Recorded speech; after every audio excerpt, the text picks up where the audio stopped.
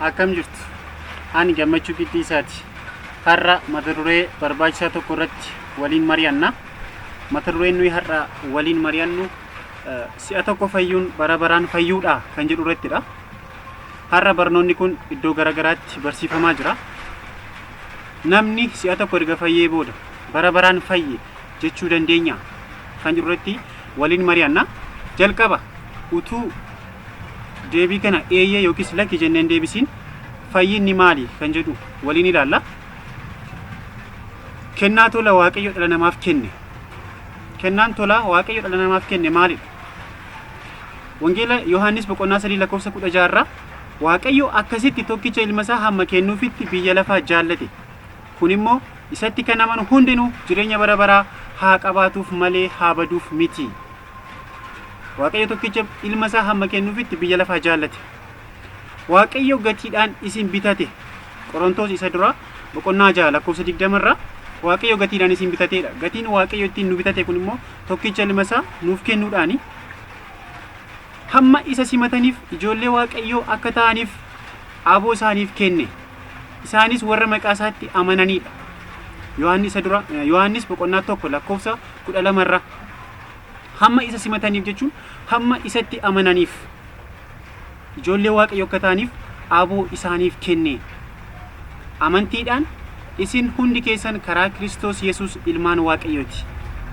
Amantiidhaan karaa Kiristoos Yesuus ilmaan Waaqayyoo taana jechuudha. Roomee boqonnaa 3:26 irraa. Inni furee cubbuu keenyaati. Cubbuu keenya duwwaafis miti, cubbuu guutummaa biyya lafaatis malee. Tokkoffaa Yohaannis boqonnaa 2:2. Inni furee keenya akkuma kana guutummaa biyya lafaati jechuudha.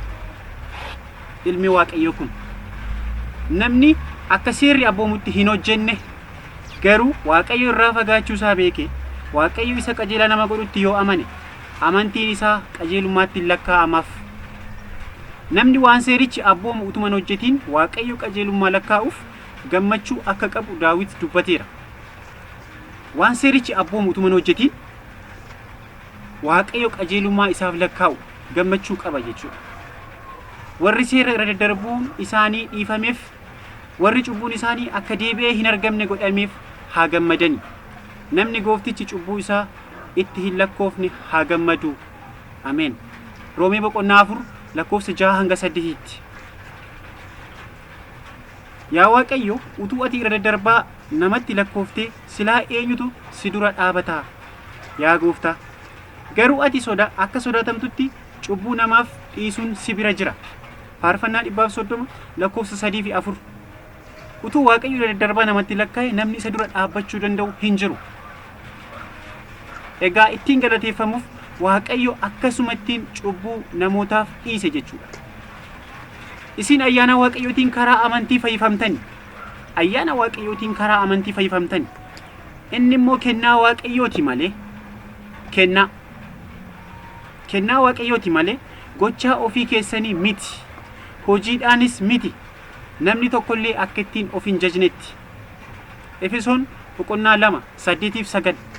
Efesoonuma boqonnaa 2:1-10 yeroo dubbisnu guutummaasaa isin kanaan dura irra daddarbaa keessaniif cubbuu keessaniin karaa hafuuraa duutanii turtanii. Yeroo sanatti isin toora biyya lafaa kanaa duukaa buutanii deddeebi'aa aboo qilleensa keessa jiru irratti isa gooftummaa qabuuf abboomamaa turtanii. Hafuurichi hamaan amma namoota Waaqayyoof hin abboomamne gidduutti hojjechaa jira. Nus hundumti keenya hawwa foon keenyaa duukaa buune akka fedha namummaa keenyaa fi yaada keenyaatti warra akkasii gidduu jiraanneerra. Kanarraa kan ka'es akkuma warra kaanii dhalootaan dheekkamsa Waaqayyo jala gallee turre. Araarri Waaqayyo garuu baay'ee waan ta'eef jaalala isaa isa guddaa sanaan nu jaallate. Nuyi irra daddarbaa keenyaan karaa hafuuraa du'oo taanee utuma jirru inni warra Kiristoosii wajjin jiraatan nu godhate isin ayyaana Waaqayyootiin fayyifamtani. Karaa Kiristoos Yesuus isumaa wajjin du'aa nu kaase isumaa wajjin bantii Waaqaa keessaa iddoo nuuf kenne nu teessises. Inni arjummaa karaa Kiristoos Yesuus nuuf godhe sanaan bara dhufu hundumaattu baay'ina ayyaana isaatii isa hammas hin jedhamne argisiisuudhaaf kana godhe. isin ayyaana waaqayyootiin karaa amantii fayyifamtani. Inni immoo kennaa waaqayyooti malee gochaa ofii keessanii miti, hojiidhaanis miti. Namni tokkollee akka ittiin of hin jajnetti nuyi hojii harka isaatiiti. Hojii gaarii isa waaqayyo duraan dursee qopheesse keessa akka deddeebinuuf karaa Kiristoos Yesuus uumamne.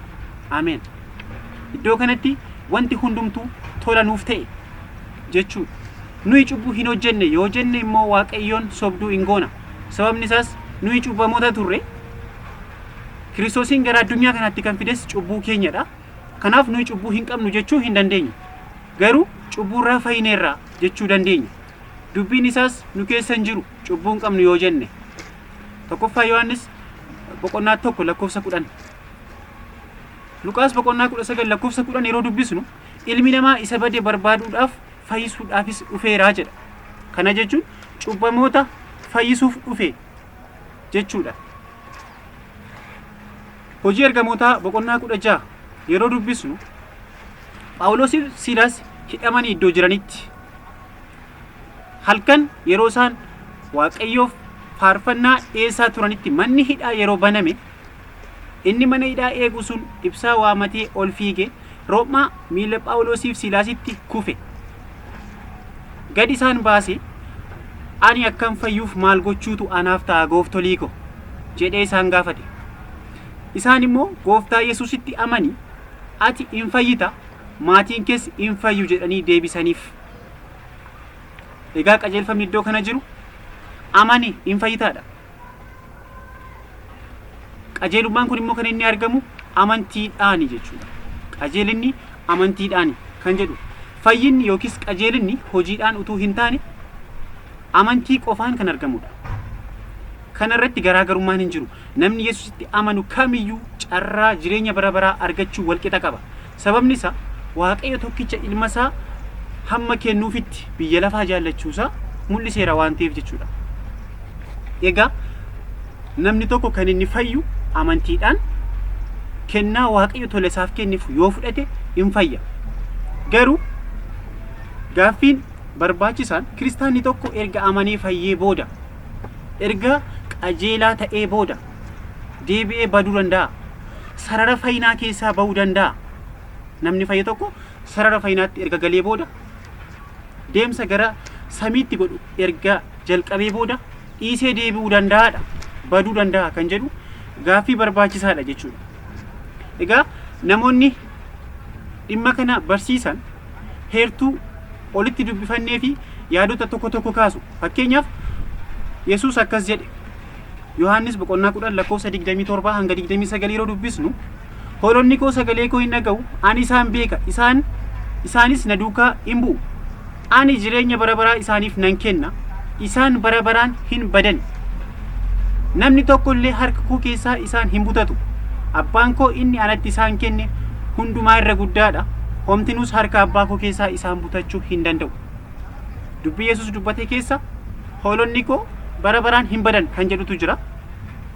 Akkuma kana Efesoon boqonnaa 2:4-6 araarri waaqayyo garuu baay'ee waan ta'eef jaalala isaa isa guddaa sanaan nu jaallate nuyi irra darbaa keenyaan karaa hafuuraa du'oo taanee utuma jirru inni warra Kiristoosii wajjin jiraatan nu godhate isin ayyaana waaqayyootiin fayyifamtani. Karaa Kiristoos Yesuus isumaa wajjin du'aa nu kaase isumaa wajjin bantii waaqaa keessaa iddoo nuuf kenne nu teessises samii keessa teenyeerra kan jedhu jechuudha. Achi hin kaanu. Nuyi bara baraan hin bannu fayyineerra qajeelaa taaneerra barumsa jedhutu jira jechuudha. From base barnoonni kun rakkina hin qabu. Nuyi amantiidhaan hamma golgaa isa keessaatti Kiristoosii wajjin hamma iddoo qulqullootaatti ija jabinaan seenuu dandeenya amantiidhaan. Barnoonni kun rakkina hin qabu jechuudha. Garuu wanta sana booddee jirutu jira yookiin immoo barnoota kanaa wajjin kan wal qabatu rakkinni jira. Kanaaf maturree kana kaasuu barbaanne. Garuu macaafni qulqulluun maal jedha? Namni tokko erga fayyee booda deebi'ee hin badu jedha. Namni qajeelaan cubbuu hin hojjetu jedha. Yoo namni qajeelaan deebi'ee cubbuu hin hojjetu ta'e Kiristoos irra lubummaan isaa maaliif barbaachisa iyyuu? Kiristoos warra qalbii jijjiirrataniif irra hojii araarsuu hojjechaa jira. Cubbuu hin hojjennu taanaan deebineen kufnu taanaan lubummaan isaa maaliif barbaachisa? Abukaattoo keenya akkamittiin ta'uu danda'a? Jennee gaaffii kaasuu dandeenya. Walumaa galatti macaafni qulqulluun maal jedha? Tokkoffaa Yohaannis boqonnaa 3 lakkoofsa 2 yeroo dubbisnu, michoota ko nuyi amma ijoollee Waaqayyooti. Amma ijoollee Waaqayyooti. Fayyineerra jechuudha. Isa booddee immoo maal ta'uuf akka jirru mul'ataa miti. Egaa ijoollee Waaqayyoo ta'aniirra amma beekna. Kana booddee maal ta'uuf akka jirru mul'ataa miti jedha macaafni qulqulluun. Akkuma kana Ibroota boqonnaa 3 lakkoofsa 14 yeroo dubbisnu, nuyi amanannaa keenya isa dura hamma dhumaatti jabeessinee yoo qabanne warra Kiristoositti qooda qaban taana. Asitti wanti xiyyeeffatamuu qabu amanannaa keenya isa dura, fayyina keenya hamma dhumaatti jabeessinee yoo qabanne. Hamma dhumaatti jabeessinee yoo qabachuu dhiifne maaltu ta'a? Kiristoositti qooda qabaachuu dandeenya? Itti fufnee ilaalla waan macaafni qulqulluun jedhu. Maatiyos 24 lakkoofsa 13. Maatiyos 24 guutummaan isaa dubbii Yesuusi. Waan Yesuus jedhe asitti ni ilaalla. Namni hamma dhumaatti jabaatee dhaabatu in fayya. Hamma dhumaatti jabaatanii dhaabachuu kan jedhutu jira as keessa. Yaa obboloota ko, namni tokko utuu hin yaadiin cubbuu kamittillee yoo kufe, isin warri hafuuraan gaggeeffamtanii jiraattan hafuura garraamummaatiin akka isaa duriitti isa deebisaa. Garuu isinumtiyyuu akka hin qoramnetti of eeggadhaa. Namni waanuma tokkoof dhimma kan hin baafne ta'ee utuu jiru nama dhimma baasu yoo ofsee inni of hin gowwomsaa. Galaatiyaa boqonnaa 6 lakkoofsa 1-3. Utuu hin yaadiin cubbuu kamittillee yoo kufe, egaa namni kufu nama dhaabatee jirudha. Namni kufee jiru hin kufu. Iddoo kanatti yoo kufe jedhamaa kan jiru namni fayye tokko deebi'ee cubbuu hojjete jechuudha. Akkuma kana hafuura garraamummaatiin akka isaa duriitti isa deebisaa. Hin kufe waan ta'eef deebisaatti isa dhaabaa. Gara sarara fayyinaatti isa deebisaa. Akka inni qalbii jijjiirratuuf itti himaa jechaa jira. Namni kufe hin kufu, nama dhaabateetu kufaa jechuudha. Ximitiyoosiif yeroo barreessu Phaawulos isa lammaffaa boqonnaa 2 lakkoofsa 5 irraa, namni dorgommeetti jiru akka seera isaatiitti yoo dorgome malee gonfoo mo'ichaa hin argatu. Egaa sarara fayyinaatti galleerra, amma dorgommii hafuuraarra jirra. Akka seera isaatiitti yoo fiige malee gonfoo mo'ichaa hin argatu jedha. Kanaaf beekna fiigichuma lafaarratti iyyuu namoonni argitaniitti yeroo ta'e, argitaniitti hidhee namana gaafa fiigicha jalqaban namoonni tokko tokko meetira 10,000 fiigu yoo ta'e meetira 20, 30, 50, 500 fiiganii iddoo dadhabanitti keessaa ba'u.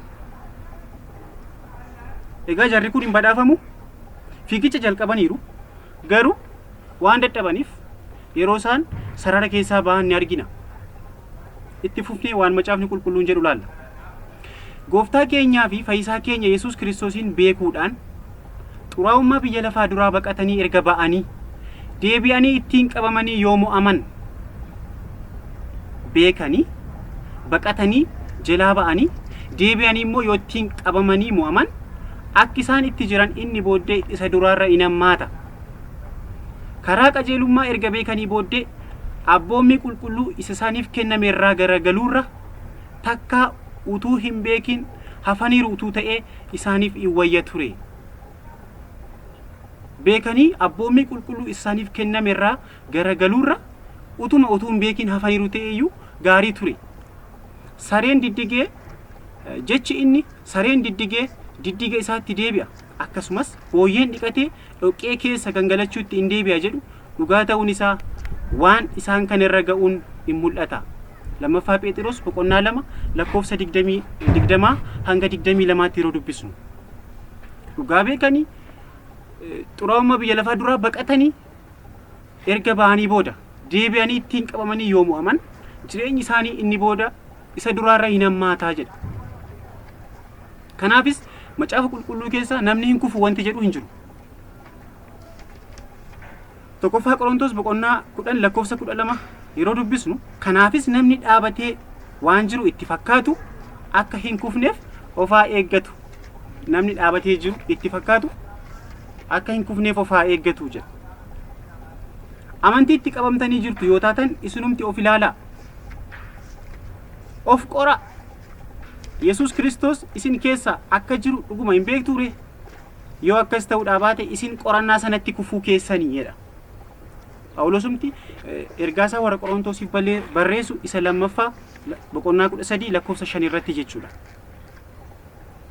Itti fufuudhaan macaafa Hisqeel keessaa yeroo laallu namni qajeelaan immoo qajeelina isaa irraa deebi'ee wanta qajeelaa hin ta'in yoo hojjete, macaafni qulqulluun namni qajeelaan wanta hamaa hin hojjetu jechaan jiru. Namni qajeelaan qajeelina isaa irraa deebi'ee wanta qajeelaa hin ta'in yoo hojjete, wanta ciiggaasisaa isa namni jal'aan hojjetes yoo godhe inni hin jiraataare? Gaaffii kana Waaqayyotu gaafata. Inni amanamummaa dhabee waan yakkeef cubbuu hojjete sanaan du'a malee qajeelina inni hojjete sana keessaa tokkollee hin yaadatamuuf. Ifaadha, ibsa hin barbaadu. Namni qajeelaan tokko deebi'ee jal'ina hojjechuu danda'a jechuudha. Sarara fayyinaa keessaa bahuu danda'a, dogoggoruu danda'a, Waaqayyoon gaddisiisuu danda'a. Of eeggadhaa, mindaa guutuu akka argattaniif. Kanaa achi inni itti dadhabdan hundinuu isin duraa hin bada. Lammaffaa Yohaannis lakkoofsa 8. Mindaa guutuu akka argattaniif of eeggadhaa. Kanaa achi inni itti dadhabdan hundinuu isin jalaa bada kan jedhutu jira. Abrahaam Roomee boqonnaa 4 lakkoofsa 20 yeroo dubbisnu inni amantiitti jabaatee jedha. Waaqayyoof hooqubaa dhiyeesse malee amanuu dhabuudhaan abdii Waaqayyo kenneef hin dhabne. Abrahaamiif faayidaan addaan kennamne. Amantiitti jabaate, amantii dhabuudhaan immoo abdii Waaqayyo isaaf kenne of harkaatii hin balleessine jechuudha.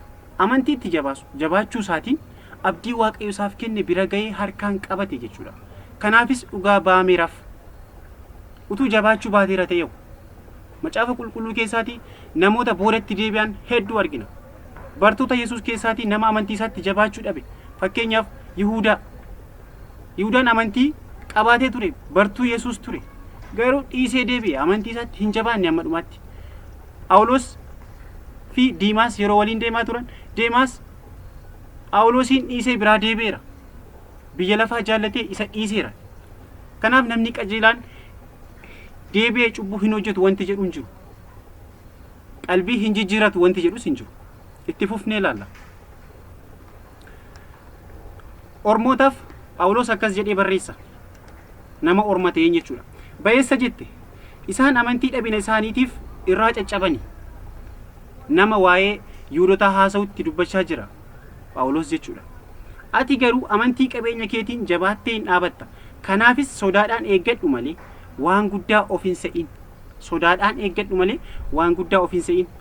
Waaqayyo damoota warra mukichatti dhalatan hin qusanne ergatee sis hin qusatu. Egaa gaarummaa fi humna Waaqayyoo yaadadhu. Warra irraa kufanitti hamaadha, siif garuu gaariidha. Kunis yoo ati gaarummaa isaatti jabaatte duwwaadha. Yoo ati gaarummaa isaatti jabaatte duwwaadha. Yoo jabaachuu dhiisee maaltu ta'a? Kanaa achi atis immoo mukicha irraa hin muramtaa jedha. Roomee boqonnaa 11 lakkoofsa 20 hanga 22tti yeroo dubbisu. Yesus bartoota isaatiin akkas jedha. Damee utuu anatti jiru ija hin godhanne hundumaa in mura. Damee isa ija godhatu hundumaa garuu caalchisee akka inni ija godhatuuf irraa in qeexxaa'a. Akkuma ani abboommii abbaa kootii hundumaa eegee jaalala isaattis qabamee jiraadhu, isinis abboommii koo hundumaa yoo eegdan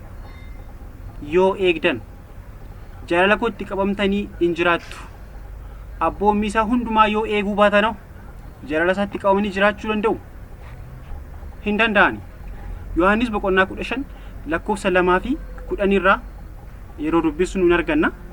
Namni qajeelaan tokkos qajeelummaa isaatti deebi'ee wanta jal'aa yoo hojjete ani gufuu isa dura nan kaa'a. Innis in du'a. Namni qajeelaan tokko, namni fayye tokko, namni qajeelina amantiitiin argate tokko qajeelummaa isaatti deebi'ee wanta jal'aa yoo hojjete in du'aa jedha. Hisqeel boqonnaa 3 lakkoofsa 20. Biyya lafaa kana keessatti akkuma Kiristoos jiraatetti jiraachuu keenyaan guyyaa firdiitiif ija jabina qabna. Akkuma Kiristoos jiraatetti jiraachuutiin Kiristoos hamma du'aatti abboomamaa ture. Jireenyi Kiristoos jireenya abboomamuu ture. Kanaan jaalalli Waaqayyo nu biratti fiixaan ba'uu isaatii jedha. Tokkoffaa Yohaannis boqonnaa 4 lakkoofsa 17 yeroo dubbisu. Egaa macaafni qulqulluun namni qajeelaan hin kufu cubbuu hin hojjetu nuun jechaa hin jiru. Biyya lafaa kana keessatti akkuma Kiristoos jiraateetti jiraachuudhaan yaada garaa isa Kiristoos Yesuus qaba ture qabaachuudhaan yoo jiraanne guyyaa firdiitti jabina hin arganna jechuudha. Yoo akka inni jiraateetti hin jiraannu ta'e immoo ija laafina ta'a jechuudha. Hamaa kan hojjetu hundinuu ificha hin jibba. Hojiin isaa akka irratti hin beekamneef gara ifichaatti hin ba'u. Dhugaatti kan jiraatu garuu hojiin isaa inni akka jaalala Waaqayyootti hojjetame haa mul'atuuf gara ifichaatti hin ba'a jedheeni. Dubbii kana Yesuustu dubbate Yohaannis boqonnaa 3 lakkoofsa 21 irratti. Egaa akkuma amma ilaalle namni qajeelaan tokko deebi'ee cubbuu hojjechuu danda'a jechuudha. Sarara fayyinaa keessaa ba'uu danda'a sababii garaa garaatiin. Waaqayyoon yakkuu danda'a. So barumsa kanaan wal qabatee jechuudha. Si'a takkaa fayyuun bara baraan fayyuudha. Jedhamee isa barsiifamu kanaan seexanni har'a maal faffacaasaa jira biyya lafaa kana keessatti. Qabxii lama ilaalla. Tokko ayyaanaan fayyineerra waan ta'eef seera Waaqayyoo eeguun hin barbaachisu. Ayyaanaan fayyineerra seerri nama fayyisu, seerri nama ajjeesa waan ta'eef seera Waaqayyoo eeguun hin barbaachisu. Ayyaanumaan fayyineerra waan ta'eef. Amani sanaan booddee seera wanti jedhamu hin jiru kan jedhutu jira. Macaafni qulqulluun maal jedha? Inni ilaalla.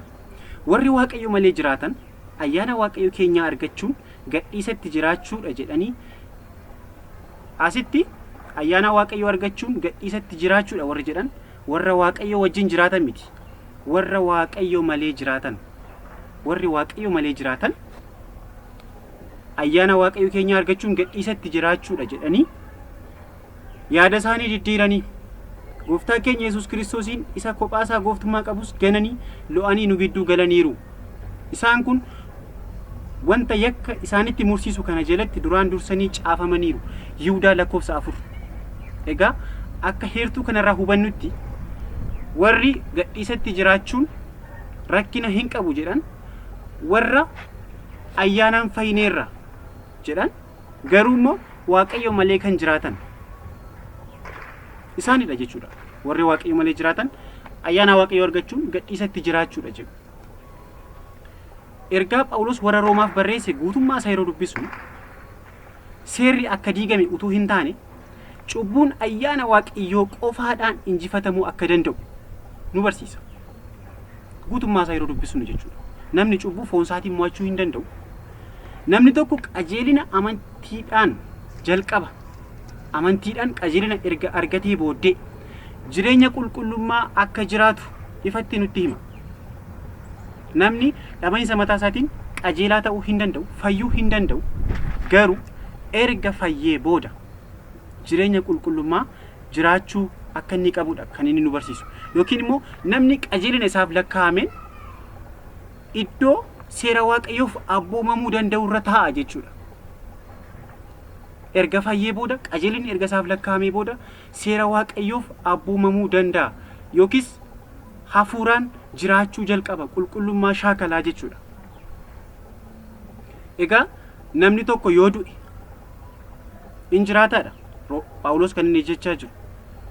Kana jechuun nuyi kan duunu yookiis nuyi kan duune jiraachuudhaafi jechuudha. እኛ የሞትነው ለመኖር ነው ማለት ነው።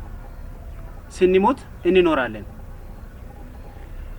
ጩቡ kan hojjetu hundinuu seera malee hin jiraata. Cubbuunis seera malee jiraachuudha. Tokkoffaa Yohaannis boqonnaa 3 lakkoofsa 4. Kun hiika cubbuuti. Cubbuu kan hojjetu seera malee jiraata. Cubbuun seera malee jiraachuudha. Kana beekuun nurra jiraata. Phaawulos Roomee boqonnaa 3 lakkoofsa 31 irratti egaa immoo amantii kanaan seera diigna jechuudha moore waaw kun raawwatee ta'uu hin danda'u. Seera jabeessinee dhaamna malee jedha. Heertuu kan biraatti fufnee ilaalla.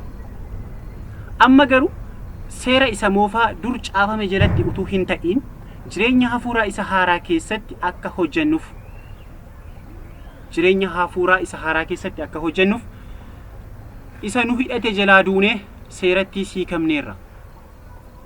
Roomee boqonnaa 7 lakkoofsa 6. Isa tokko jalaa duunee isa tokkotti akka jiraannuuf. Ittuma fufnee Roomee boqonnaa 6 yeroo dubbisnu lakkoofsa 16, 19, 20 fi 21 yeroo dubbifannu cubbuudhaaf yoo abbumamtan du'aaf, Waaqayyoof yoo abbumamtan qajeelinaaf hin bultu. Akkuma kanaan dura gadhiisatti jiraachuudhaaf bu'aa dhagna keessanii xuraa'ummaadhaa fi seera malee jiraachuu jala galchitanitti.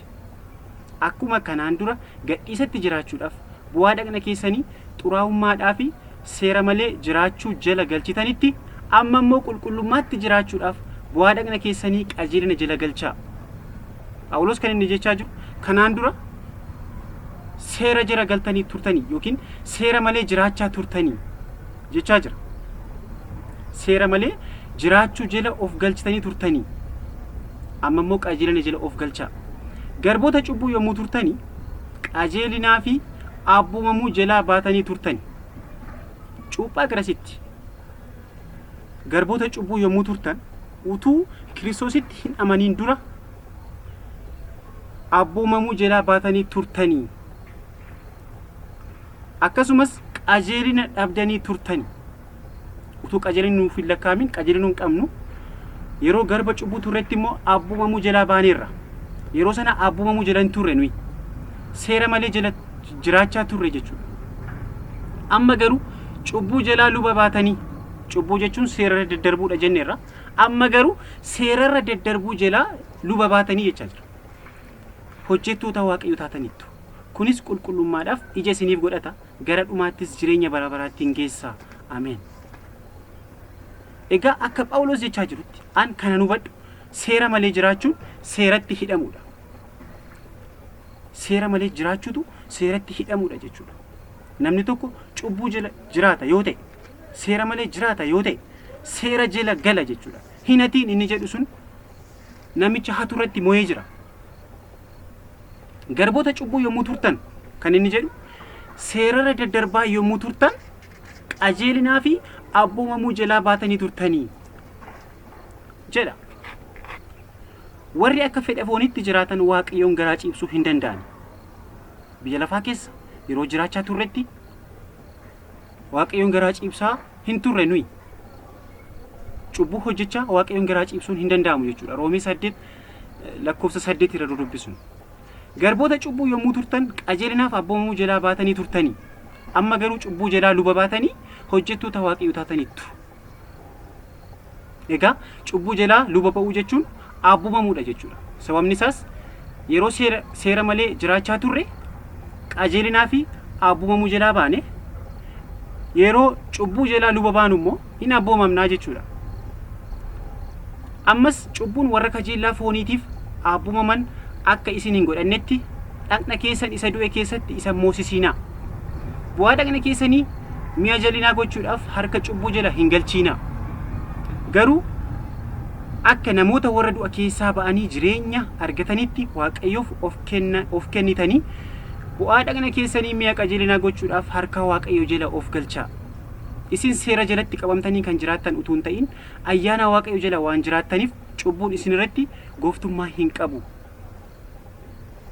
Ayyaana Waaqayyoo jalatti abbumamtanii waan jiraattaniif cubbuun isin irratti gooftummaa hin qabudha. Akka fedha foonitti yoo jiraattan du'uun keessan beekamaadha. Hafuuraan hojii namummaa keessan isa foonii yoo ajjeeftan garuu, yoo duutan garuu in jiraattu. Kiristoosii wajjin erga dhiphanne isaa wajjin immoo ulfaachuudhaaf waan Kiristoos argatu hundumaa isaa wajjin ni arganna. Roomee boqonnaa 8 lakkoofsa 13 fi 17. Akka fedha foonitti yoo jiraattan du'uun keessan beekamaadha. Shakkiin qabu jechuudha. Egaa jiraachuudhaaf maal gochuu qabdu? Namummaa keessan isa foonii ajjeesaa.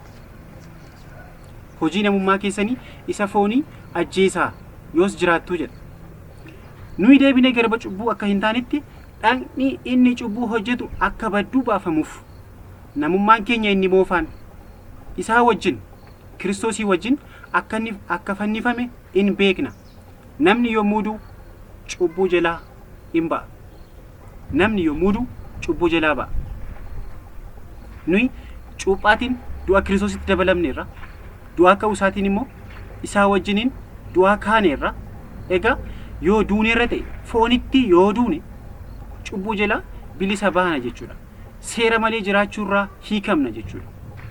Seerri nutti hin faradu jechuudha. Obboloota ko isin birmadummaadhaaf waamamtanoo jaalalaan waliif ergamaa. Birmadummaan keessan yaada fooniitiif karaa hin kennin. Galaatiyaa 5:13. Birmadummaan keessan yaada fooniitiif karaa hin kennin. Birmadummaa keessaniin fayyadamtanii cubbuun hojjetina fayyineerra jettanii qajeelina qabna jettanii Waaqayyoof abboomamuu jalaa hin ba'ina jechuudha. Akka ijoollee abboomamanii ta'aa malee kajeellaa foonii isa bara gowwummaa keessanii duukaa hin luucca'ina. Inni isin waame qulqulluu akkuma ta'e isinis adeemsa keessan hundumaan qulqulloota ta'a. Tokkoffaa Phexros 1:14-15. Egaa namni tokko cuuphaa garasitti jireenya jiraatu qaba. Cuuphaa garanatti jireenya jiraatu qaba jechuudha. Cuuphaa garasii fi garan. Egaa ayyaanni Waaqayyo akka baay'atuuf cubbuutti jiraachuu itti fufnaare kun matumaa hin ta'u. Nuyi warri cubbuu jalaa duune si'achi attamitti cubbuu jala jiraannare? Yookis nuyi warri Kiristoos Yesuusitti dabalamuudhaaf cuubamne du'a isaattis isatti dabalamuudhaaf akka cuubamne hin wallaaltaniire? Nuyi cuuphaadhaan du'a isaatti isatti dabalamne isaa wajjin awwaalamneerra. Kiristoos humna abbaa isa ulfina qabeessaan warra du'an keessaa akkuma kaafame nus immoo jireenya haaraatti in jiraanna. Ameen. Roomee 6:1-4. Jireenya haaraatti in jiraanna. Egaa Kiristoos jireenya haaraa kanatti nu waame akkasumatti nu dhiifne. Ana malee homaa gochuu hin dandeessan nuun jedheera. Anatti qabadhaa jiraadhaa.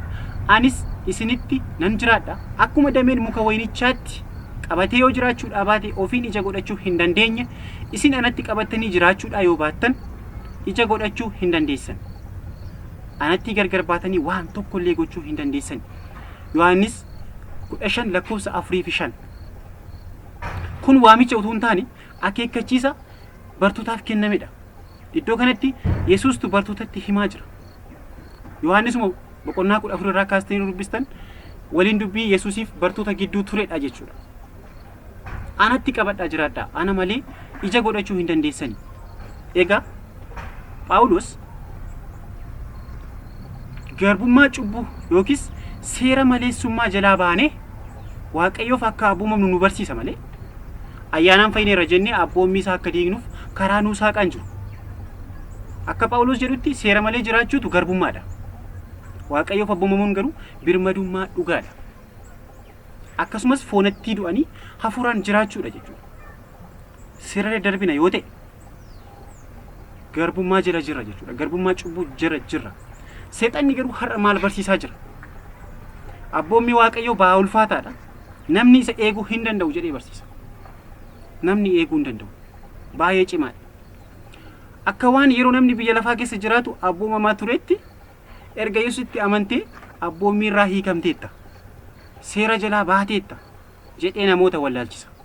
Biyya lafaa keessa yeroo turretti seera jala turre. Kanaanis du'a jalatti gurguramne turre jechuudha. Seera jala jirra. Seerri jarri kun hin ejju, hin hatu, hin sobu. Waaqayyoon waaqessaa hin turre jedhee nu himachaa ture jechuudha. Yeroo biyya lafaa keessa turre. Amma garuu yoo isaaf abboomamne birmadummaa qabna jechuudha. Karaa Kiristoosiin seera maleessummaa irraa hiikamne jechuudha. Irra daddarbarraatii gara qajeelummaatti dhufne jechuudha. Seera jala kan galfamnu abboommii Waaqayyoo eeguudhaan utuu hin taane abboommicha irra yoo daddarbine abboommicha yoo cabsine akka ta'e hubadhu. Seera jala kan galfamnu abboommii Waaqayyoo eeguutiin utuu hin taane abboommicha irra yoo daddarbinedha jechuudha.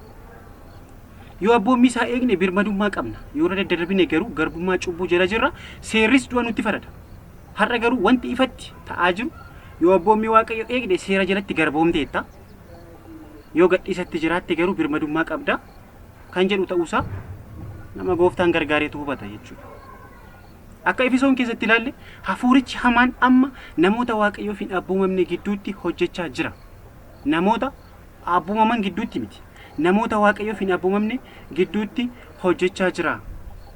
Phaawulos dur seera malee gadhiisatti jiraachuu keessaniin du'atti gurguramtanii turtanii amma immoo fayyinni karaa Kiristoos Yesuus waan argameef deebi'aatii jireenya qulqullummaa jiraadhaa jechaa jira. Seera maleessummaarraa hiikamaa nuun jechaa jira jechuudha. Birmadummaan seexanni namootatti waamaa jiru garuu fayyiteetta waan ta'eef seera wanti jedhamu hin jiru akka barbaadde jiraadhuudha. Kun jaallannus jibbinus cubbuu jala jiraachuudha. Soba ammayyaa'aa. Garbummaa seera jalaa ba'uun kan danda'amu amantiidhaan yoo waaqayyoof abboomamne qofaadha. Garbummaa seeraa jalaa kan nuyi baanu yoo abboomamnedha jechuudha. Egaa qabxii lammaffaan namoonni har'a barsiisaa jiran fayyina irraa waan ta'eef deebinee hin bannu kan jedhu sana faana yaadni wal qabatu waaqayyo akka nuyi jiraannu yookiin akka duunuuf nutti murteessa malee isumatu nutti murteessa malee nuyi carraa filannoo hin qabnu. Gar tokko balleessuuf gar tokko fayyisuuf uume yaada jedhutu jira, barsiisa akkasiitu jira jechuudha. Egaa waaqayyo hamaaf gaariin maal akka ta'e nu barsiisa yoo ta'e illee hamaan kana gaariin kana jedhe nutti hima yoo ta'e illee carraa filannoo nuuf kenneera. Fakkeenya salphaa Addaamii fi Hewaan jannata keessatti maatii keenya warra jalqabaa fudhachuu dandeessu. Carraa filannoo qabu turanii waaqayyoof abboomamuuf yookiin sagalee boofichaa dhaga'uuf. Waan macaafni qulqulluun iddoo garagaraatti jedhu ni ilaalla. Hisqeel boqonnaa 18 lakkoofsa 21 hanga 23 yeroo dubbisnu garuu namni jal'aan cubbuu hojjete hundumaarraa deebi'ee seera koo hundumaa yoo eege wanta dhugaa fi qajeelaa yoo hojjete inni dhugumaan hin jiraata malee hin du'u. Inni qajeelina hojjete sanaan jiraata malee irra darbaa inni hojjete sana hundumaa keessaa tokkollee hin yaadatamu.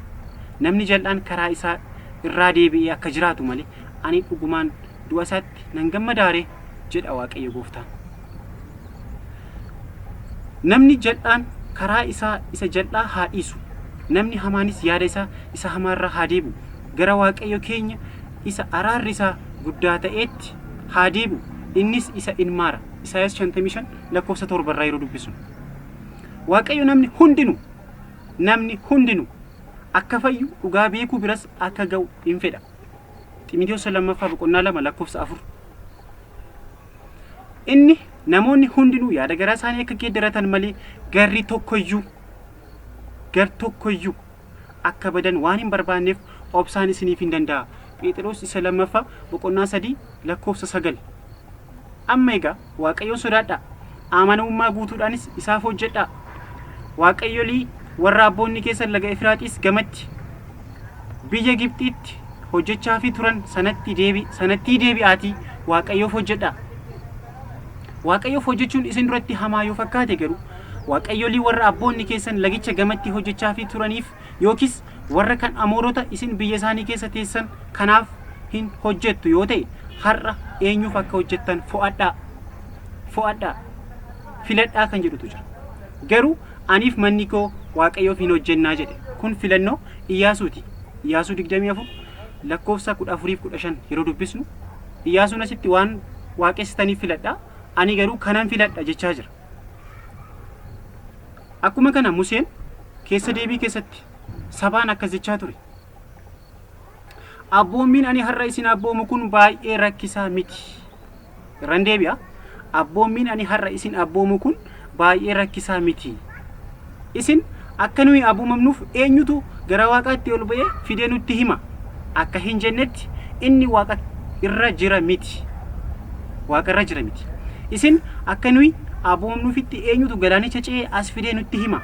Akka hin jennettis inni galaanicha gama jira miti.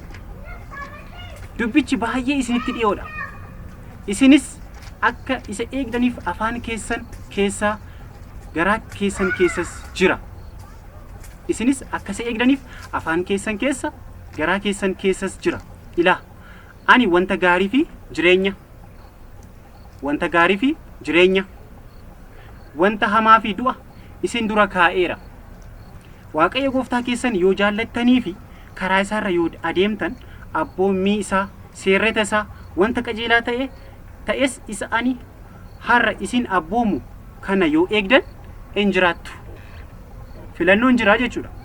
Garuu garaan keessan isatti garagalee isaaf yoo dhaga'uudhaa baattan in baddu. Ani har'a jireenyaa fi du'a eebbaa fi abaarsa isin dura akkan kaa'e waaqaa fi lafa waamee isin irratti dhugaa nan baasisa. Kanaaf isin ijoolleen keessanis akka jiraattaniif jireenya fo'adhaa. Filannootu jira jechuudha. Waaqayyo gooftaan keessan jaalladhaa, sagalee isaas dhaga'aa. Keessa deebii boqonnaa 30 lakkoofsa 11 hanga 20tti yeroo dubbistan filannoon jira jechuudha. Waaqayyoon jaallachuu jechuun abboommota isaa eeguudha. Abboommiin isaas ba'aa ulfaatoo miti. Keessa deebii boqonnaa 30 irratti abboommiin ani har'a isin abboomu kun baay'ee rakkisaa miti jedheera. Iddoo kanattis abboommiin isaa ba'aa ulfaatoo miti. Akka seexanni sun ba'aa ulfaataadha. Waan ta'eef waaqayyoon nurraa fuudheera achi kaa'eera. Ayyaanaan fayyiteetta akka barbaadde jiraadhu jedhu sana miti jechuudha. Abboommiin waaqayyoo ba'aa ulfaatoo miti. Yesuus illee Maatiyos 11 irratti lakkoofsa 29:30 wanjoo koo fuudhaatii baadhaa anarraas baraa anoo garraamiidha kanan gad of deebises boqonnaas lubbuu keessaniif hin argattu. Wanjoon koo naman dhibu ba'aan namni anaaf jedhee baatus salphaadha jedhe. Abboommii isaa eeguudhaan isa beekuu keenya nu hubanna. Kun waa'ee warra fayyaniiti. Abboommii isaa eeguudhaan maal hubanna? Isa beekuu keenya hubanna. Namni ani isa beeka jedhe abboommii isaa immoo hin eegne soobduudha. Dhugaanis isa keessa hin jiru. Tokkoffaa Yohaannis boqonnaa 2 lakkoofsa 2 fi 3. Waaqayyoon sodaadhu, abboommii isaa eegi. Kun nama hundumaa irraa hin barbaadama. Nama meeqarraa? Nama hundumaa irraa hin barbaadama. Xumurii dubbii dhageenye kana hundumaas isa kana. Lallaba 12 lakkoofsa 13. Gooftaan hubannaa nuuf haa kennu. Cuuphaa garanaaf garas.